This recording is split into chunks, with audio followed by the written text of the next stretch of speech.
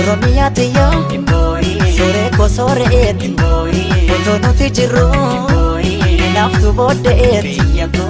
Hordoftoota chaanaala English for Oromiyaa akkam jirtu baga gara chaanaala barumsa afaan Ingiliffaa kanaatti nagaan dhuftanii. Viidiyoo barumsaa vocabulary yookaan jechoota afaan Ingiliffaa jalqabaa kana keessatti egaa jechoota afaan Ingiliffaa lakkoofsaan 10 ta'an fi haasaa keenya keessatti guyyaa guyyaadhaan fayyadamuu dandeenyu fakkeenyota isaanii waliin baranna jechuudha. Yookaan irra viidiyoota barumsaa introductionii sadan isiniif gadhiifaman hin ilaalle ta'e jalqaba isaan ilaaltanii gara barumsa keenya vocabulary study tokkoffaa kanaatti osoo dabartanii gaariidhaan jedha. Sababni isaas they are the basics to listening and speaking a better English. Jechoota afaan Ingiliffaa namni afaan Ingiliffaaf beginner yookaan eegalaa ta'e tokko afaanicha dubbachuuf baruu qabu lakkoofsaan kan 1000 ta'antu jiru. Haaluma kanaan egaa hordoftoota keenya gara fuulduraatti torbeedhaan jechoota afaan Ingiliffaa 10 ta'an fakkeenyotaa fi akkaataa nuti jechoota sana hima Ingiliffaa uumuu keessatti fi haasaa keenya keessatti fayyadamuu dandeenyu waliin ilaalla jechuudha. Itti dabalees egaa hordoftoota keenya akka barnoota keenya introductionii jalqabaa keessatti barannetti vocabulary yookaan jechoota afaan Ingiliffaa baruu qofti afaanicha dubbachuuf gahaa miti. Phrases yookaan gaalee gaggabaabaa afaan Ingiliffaa dubbachuuf nu gargaaran baruun baay'ee barbaachisaadha jechuudha. Haaluma kanaan egaa torbee dhufurraa kaasee gaaleewwan Ingiliffaa gaggabaaboo fi sassalphoo ta'an 10 filannee waliin barachaa kan deemnu ta'a jechuudha. Turtiin keessan English for Oromiyaa waliin haa ta'u amma directly gara vocabulary study keenya jalqabaatti kan dabaru ta'a. Let's be together.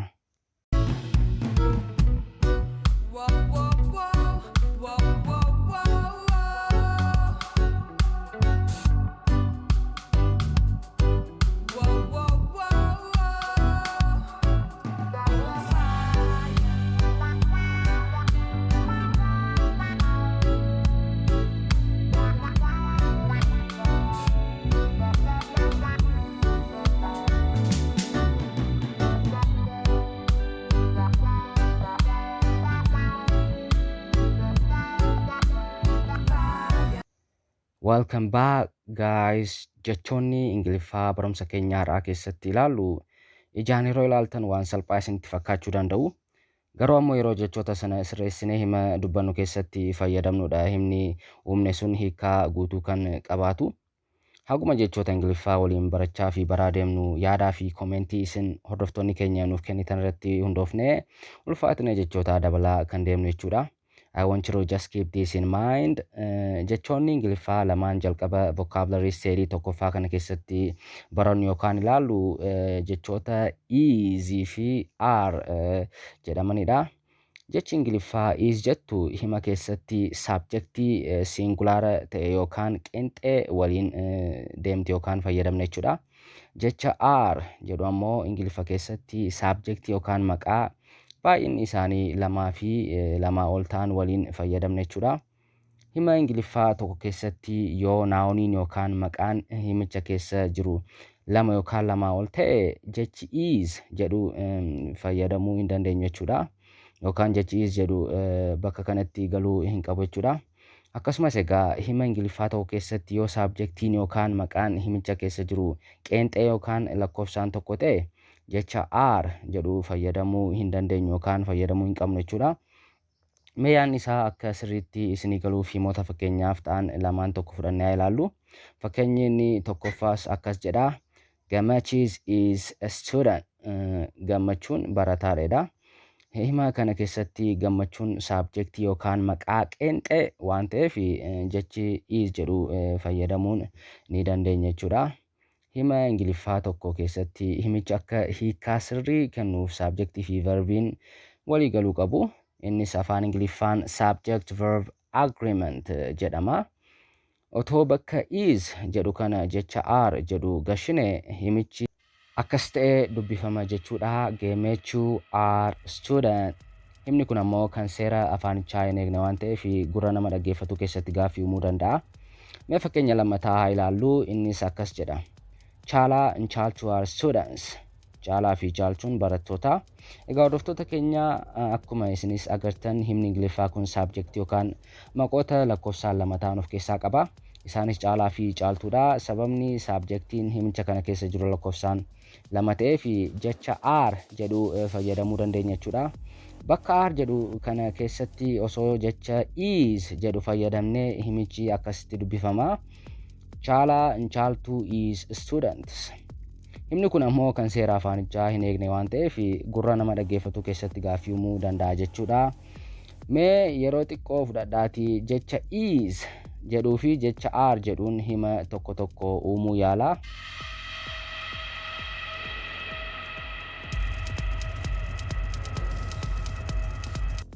Egaa hordoftoota keenya akkuma isinis uumtan fakkeenyota baay'ee kennuu dandeenya. Fakkeenyota kennuu dandeenyu keessaas tokko she is a doctor, isheen doktora. Inni lammaffaa he is a mechanic, inni makaanika. Inni sadaffaa immoo three people are walking on the road. Namoonni sadii karaa irra deemaa jiru. Inni afuraffaa immoo they are going to school. Isaan gara mana barumsaatti deemaa jiru kan jedhan kennuu dandeenya jechuudha. Akkuma hubachiisaatti egaa jechi Ingiliffaa they yookaan they jedhu afaan Oromoodhaan hiikkaan isaa akkuma beektan isaan kan jedhu yoo ta'u, baay'inni lakkoofsaa ibsamuu baatuyyuu jechi they jedhu namoota lamaa fi lamaa ol kan ta'aniif waan fayyadamnuuf dhimma kana keessatti jechi is yookaan jecha is jedhu fayyadamna otoo hin taane jecha are jedhu fayyadamuu dandeenya yookaan fayyadamna jechuudha. Fakkeenyaaf hima they are university students. Isaan barattoota universitiiti jedhu keessatti eenyutu barattoota universitiiti? Isaan. Kanaaf hima keessatti jecha they jedhu jecha are jedhu waliin fayyadamna jechuudha. Jecha is jedhu jecha they jedhu waliin fayyadamuu hin dandeenyu yookaan hin qabnu. Dabalataanis egaa jecha Ingiliffaa you jedhu second person singularis second person pluralis waan ta'uu danda'u fi yeroo jecha you jedhu hima Ingiliffaa keessatti fayyadamnu are yookaan jecha are jettu malee jecha kaan fayyadamuu hin dandeenyu jechuudha yookaan jecha is jedhu fayyadamuu hin qabnu jechuudha. Fakkeenyaaf you are a good student jenna malee you is a good student jechuun dogoggora. Isa kana duruu ni beektu jedheetan abdadhaa. Egaa hordoftoota keenya as keessatti jechoota wal faana deemuu danda'an garuu adda adda ta'an lama ilaalleerra jechuudha. Isaanis easy fi aariidha. Jechoota lamaan kana adda baafannee akkaataa itti fayyadama isaanii baruu qabna jechuudha. You need to keep this in mind.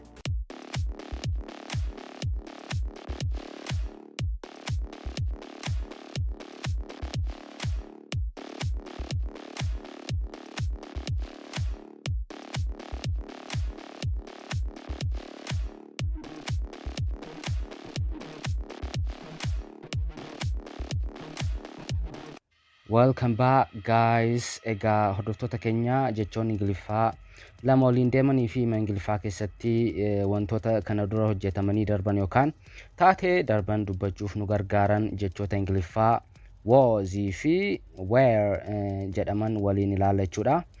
Hordoftoota keenya past tensiin jecha is jedhu jecha was jedhudha.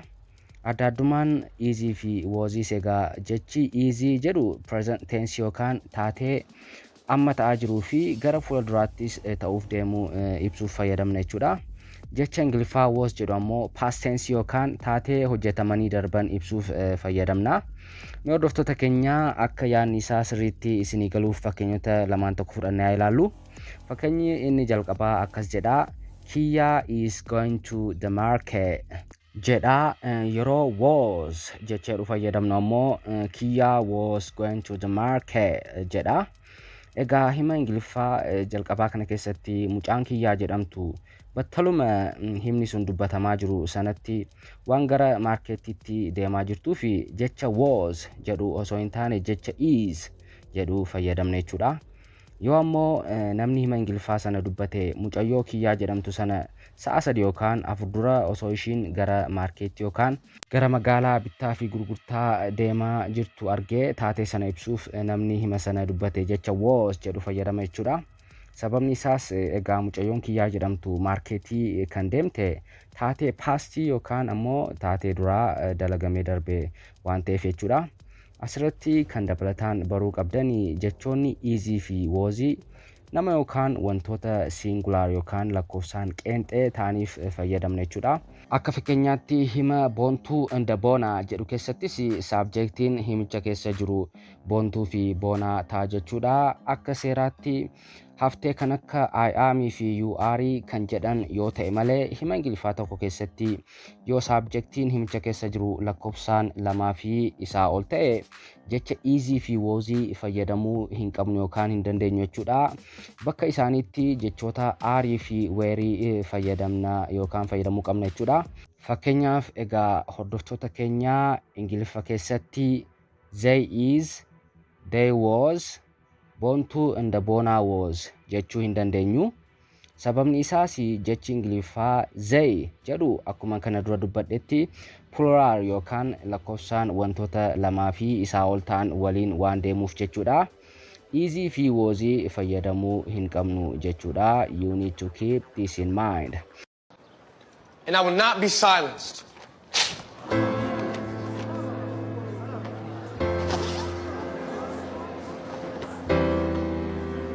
When I started this protest a few months ago, hundreds of black and brown students stood with me. And they still stand with me today. One day.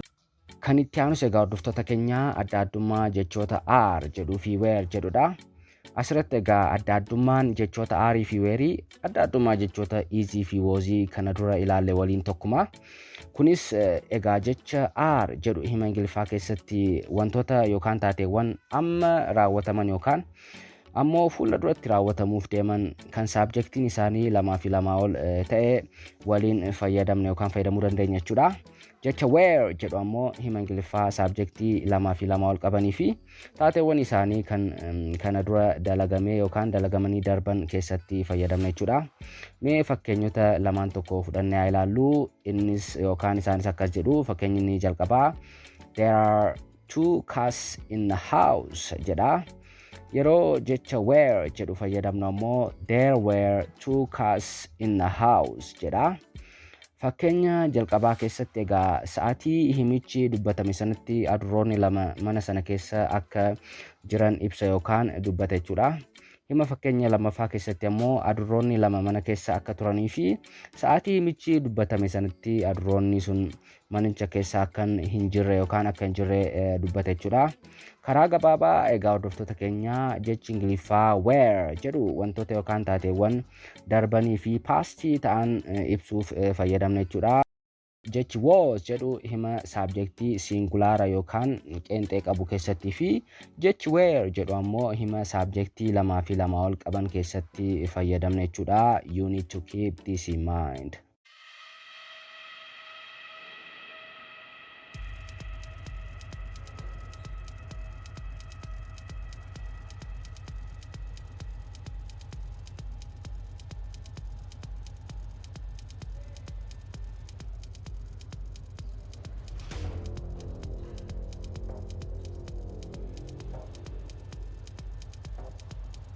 Welcome back, ladies and gentlemen.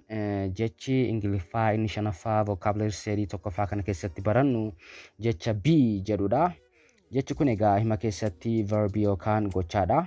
Hima tokko keessatti verbiin ammoo wanta namni tokko godhe yookaan gochuu barbaadu agarsiifti.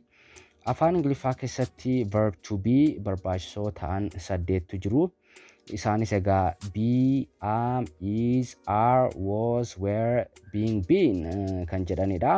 Walumaa galatti hiikkaan jecha Ingiliffaa be jedhu kun exist yookaan qaamaan argamuu fi hiikkaa lamataan immoo occur yookaan immoo uumamuu taatee wanta tokko jecha agarsiisudha jechuudha.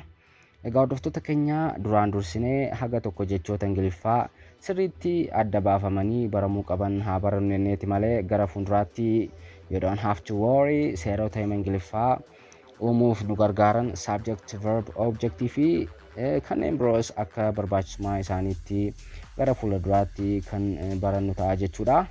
Mee jecha Ingiliffaa be jedhu kanaaf fakkeenyota lamaan tokko fudhannee ilaallu akka sirriitti isinii galuuf jechuudha.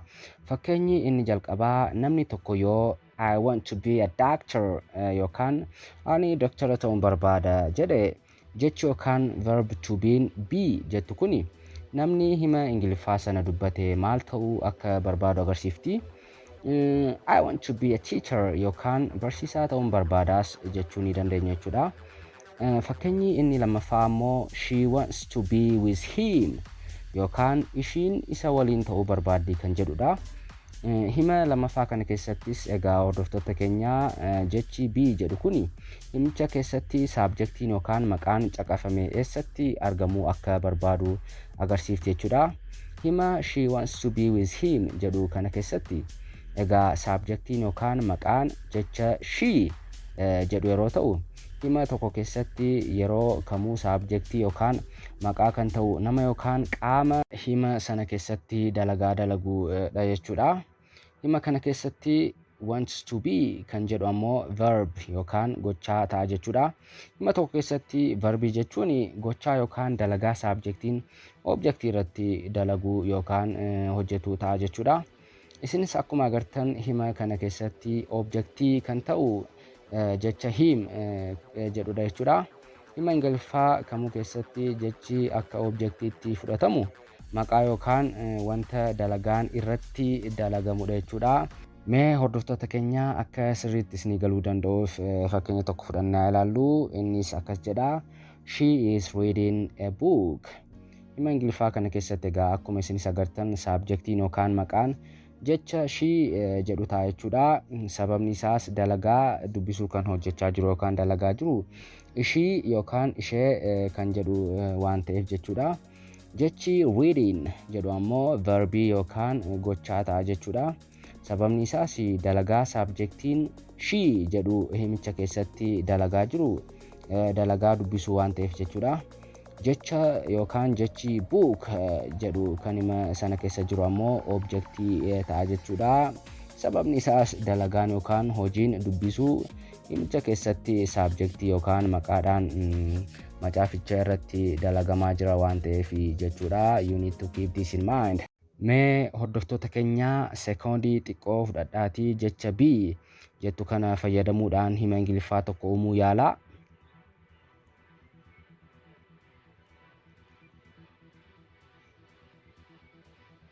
Egaa hordoftoota keenya akkuma isinis yaaltan fakkeenyaaf I want to be a businessman, I'm going to be an engineer, you don't need to be afraid of practicing English language kan jedhan kennuu dandeenya jechuudha akka fakkeenyaatti. You marry me? Oh, Michael. No. Congratulations! What the hell?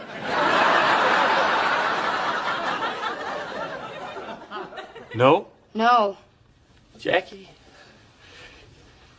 You have just made me the happiest man in the world! Really?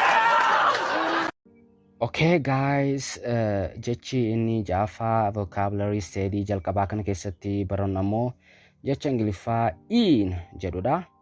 Jechi Ingiliffaa in jedhu kun yeroo gara afaan Oromootti hiikamu walumaa galatti wanti tokko wanta biraa keessatti haguugamee yookaan marfamee akka argamu agarsiisa. Hiika lammaffaatiin jechi in jedhu kunis yeroo yookaan bara taateen tokko itti ta'e agarsiisuus ni danda'a jechuudha. Mee yaadni isaa akka sirriitti isiniif ifa ta'uu fi fakkeenyota lamaan tokko fudhannee haa ilaallu.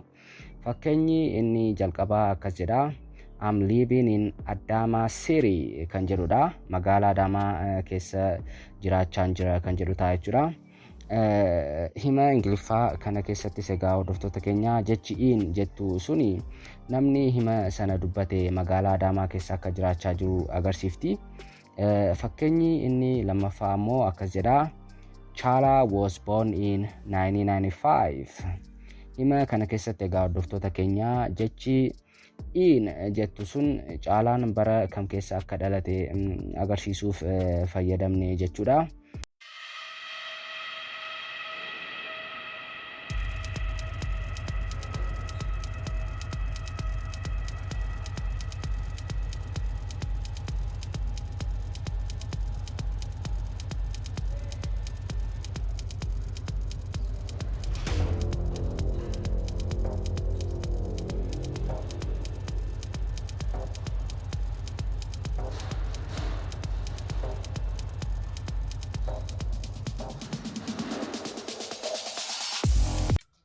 Okay guys, jechi inni torbaffaa vocabulary study jalqabaa kana keessatti barannu jecha Ingiliffaa about jedhudha. Jechi Ingiliffaa kun yeroo gara Afaan Oromootti hiikamu walumaa galatti waa'ee kan jedhu yoo ta'u, hiikaa lammaffaatiinis egaa hordoftoota keenya jechi Ingiliffaa about jedhu kun akka verbiitti hima keessa galee hanga yookaan hamma wanta tokkoo fi yeroo taateen tokko itti dalagamee agarsiisuu ni danda'a jechuudha. Mee yaanni isaa sirriitti akka isinii galuuf fakkeenyota lamaan tokko fudhannee haa ilaallu. Fakkeenyi inni tokkoffaa hima Ingiliffaa Bontu was talking about her father yookaan Bontuun waa'ee abbaa ishee haasaa turte kan jedhudha. Hima kana keessatti jechi about jedhu Bontuun waa'ee abbaa ishee akka haasaa turte agarsiisa yookaan mul'isa jechuudha. Mee fakkeenya lammataa immoo haa ilaallu. Himichis akkas jedha. The weight of this car is about 4,000 kilogram. Ulfaatinni konkolaataa kanaa haga kiloogiraama 4,000 ta'a kan jedhudha. Hima kana keessatti egaa jechi about jedhu haga ulfaatinni konkolaatichaa qabu mul'isa jechuudha. Hima he is about 8 years old jedhu keessatti egaa inni umuriin isaa gara waggaa 8 akka ta'e agarsiisuuf fayyadamne jechuudha.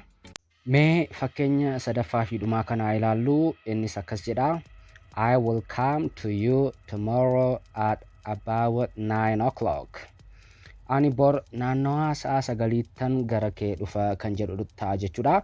Hima Ingiliffaa kana keessatti egaa hordoftoota keenya jechi about jedhu yeroo taatee wanti tokko itti ta'u agarsiisuuf fayyaddi jechuudha. Namni hima Ingiliffaa sana dubbate sun borsaa 9 irratti akka nama quunnamuu qabu sana bira dhaquuf karoorfate dubbate jechuudha. This is simple future tense.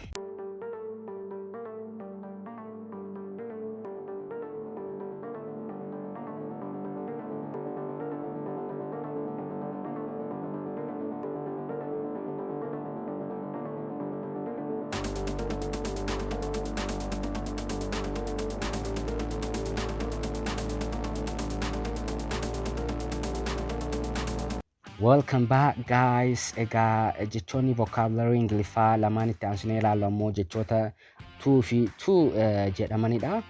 Jechi jalqabaa to jedhu kun yeroo hiikamu tokkoffaa kallattii wanti tokko itti deemaa jiru agarsiisa. Fakkeenyaaf mee hima kana ilaallu. Innis akkas jedha. Howie is going to the hospital. Hima Ingiliffaa kana keessatti egaa jechi to jedhu mucayyoon Hawwii jedhamtu gara hospitaalaa akka deemaa jirtu agarsiisa jechuudha. Kunis egaa jechi to jedhu akka agarsiiftuu kallattiitti yeroo fayyadamnu akkasaa jechuudha.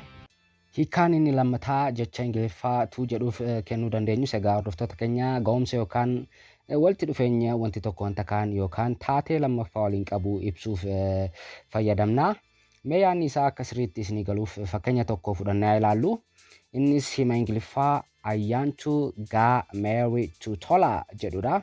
Hima kana keessatti jechi to jettu walitti dhufeenya ayyaantuu fi Tolaa agarsiifte jechuudha. Walitti dhufeenyi isaaniis egaa ayyaantuun nama maqaan isaa Tolaa jedhamutti heerumuu isheeti jechuudha. Faayidaan jecha Ingiliffaa to jedhu inni sadaffaa ammoo yaada namni tokko qabu ibsachuu fi ajaja kennuu keessattis fayyadamuu ni dandeenya. Mee fakkeenyota armaan gadii lamaan waliin haa ilaallu. Inni tokkoffaa hima you can subscribe to my channel jedhudha. Hima kana keessatti egaa jechi to jedhu namni jecha sana dubbate yaada isaa yookaan ergaa isaa dabarfachuuf itti fayyadame jechuudha. Chaanaala kiyya subscribe gochuu ni dandeessu jedha. Jechi Ingiliffaa to jettu kallattiidhaan chaanaala sana agarsiifti. You can go to my Facebook profile jechuus ni dandeenya jechuudha hordoftoota keenya. Fakkeenyi lammataa ilaalus egaa hordoftoota keenya hima Ingiliffaa akkas jedhudha. Innis you need to give time for your English practice kan jedhudha. Hima kana keessatti namni himicha dubbate sun dhaggeeffattoota isaatiin akka ajajaa fi gorsaatti afaan Ingiliffaa shaakaluuf yeroo shaakalliif ta'u qabaachuu qabdu yookaan qabda jechaa jira. Kanaaf egaa hima kana keessatti jechi Ingiliffaa to jedhu akka agarsiiftuu ajajaa fi gorsaatti galee tajaajiluu yookaan tajaajilaa jira jechuudha. You need to keep this in mind. Mee hordoftoota keenya yeroo xiqqoo fudhadhaatii hima Ingiliffaa lamaan tokko jecha to jedhu fayyadamuun uumuu yaala.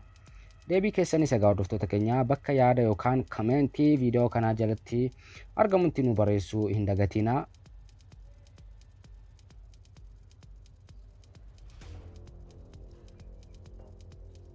Egaa isinis akkuma uumuu yaaltan himoota baay'ee uumuu dandeenya. Isaanis fakkeenyaaf I want to say thank you. I'll come to you tomorrow. She is traveling to America. You can come to my office later. Kan jedhanii fi himoota biroo baay'ees uumuu ni dandeenya jechuudha. Jechi inni lammaffaa ilaallu ammoo jecha Ingiliffaa to jedhudha. Jechi kun jecha to jedhu kan kana dura ilaalle waliin baay'ee adda adda. Jalqaba akkuma isinis agartan qubee o tokkoo fi lama qabu. Inni lammataa hima Ingiliffaa keessatti jechoota kana wal jijjiiree fayyadamuu hin dandeenyu. Sababni isaas lamaan isaanii ka adda addaa waan qabaniif jechuudha. Mee jecha to jedhu hiikaa isaa haa ilaallu. Afaan Ingiliffaa keessatti jechi to jedhu kan fayyadamnu guddina yookaan baay'ina wanta tokkoo yookaan taatee tokko ibsuudhaafi guddina isaanii jechuudha. Asirratti kan hubachuu qabdani guddinni wanta ibsamu sanaa kan namni hima sana dubbate sun barbaadu ol ta'uu danda'a. Hiikaa lammaffaadhaanis egaa hordoftoota keenya jechi to jedhu jecha Ingiliffaa in addition yookaan dabalataanis jedhu bakka bu'ee tajaajilus ni danda'a jechuudha. Mee hordoftoota keenya yaadni isaa akka sirriitti isinii galuuf fakkeenyota armaan gadii fudhannaa ilaallu. Fakkeenyi jalqabaa akkas jedha. This house is too large for us. Jecha kana keessatti jechi to jedhu manicha akka baay'ee guddaa ta'ee fi namoota dubbatan sanaaf bal'ina manaa barbaadan ol akka ta'e agarsiisa jechuudha. Mee fakkeenya lammataa kanaa ilaallu. I miss you too much jedha. Fakkeenya lammataa kana keessatti egaa hordoftoota keenya jechi Ingiliffaa to jedhu haga yookaan guddina namni hima sana dubbate hagam akka nama itti haasa'aa jiru sana yaadee fi nama sana akka baay'ee argachuu fedhuu fi yaadee agarsiisa jechuudha. Fakkeenya sadaffaa keessatti ammoo hima akkas jedhu ilaallaa. Innis my brother is coming to see me too kan jedhudha. Hima kana keessatti egaa himichi gara afaan Oromootti yeroo hiikamu obboleessi kiyyas na laaluuf dhufaa jira kan jedhu ta'a jechuudha. Obboleessi kiyyas jechuudha. Asirratti egaa jechi to jedhu akka jecha in addition yookaan dabalataanis jedhutti galee waan yookaan taatee jalqabaa irratti ta'e tokko irratti wanta kaan yookaan taateen tokko yoo dabalame isa ibsuuf fayyadamuu dandeenya jechuudha. Fakkeenya kana keessatti egaa namoonni kaan nama hima sana dubbate sana ilaaluu dhufaa jiranis garuu ammoo obboleessi nama sanaas dhufaa akka jiru agarsiisuuf jechuudha.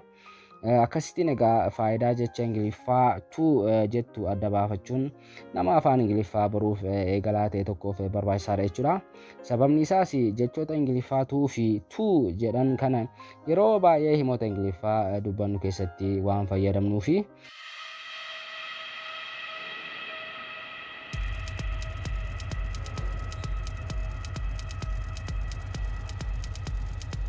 Okay guys, jechi Ingiliffaa inni kurnaffaa fi dhumaa vocabulary stage jalqabaa kana keessatti ilaallu jecha Ingiliffaa if jedhudha.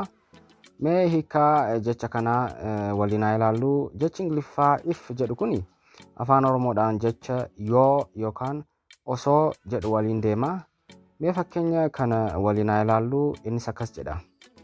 If you practice regularly, you will improve your English language skills kan jedhudha.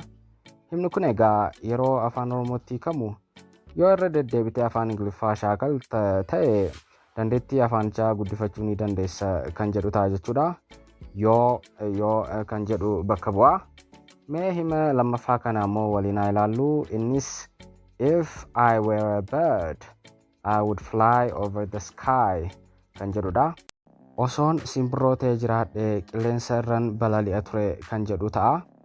Himni lammaffaa kun seera afaan Ingiliffaa keessatti conditional sentence type 2 jedhama.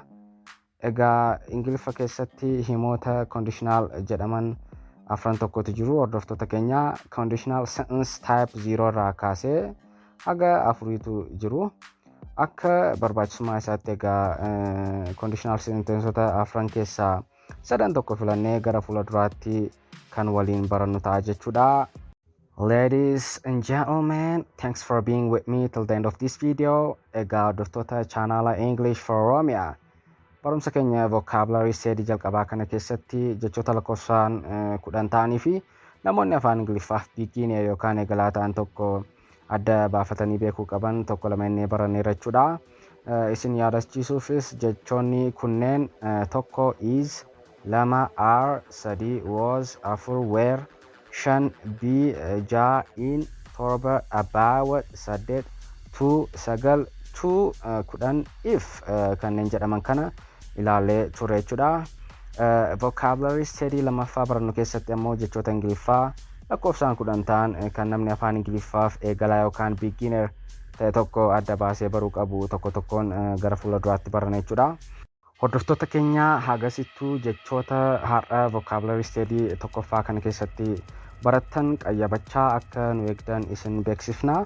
Gaaffii fi yaada qabdan bakka yaada itti kennan yookaan commentii jalatti nu barreessuu hin dagatinaa. Until next time, bye bye.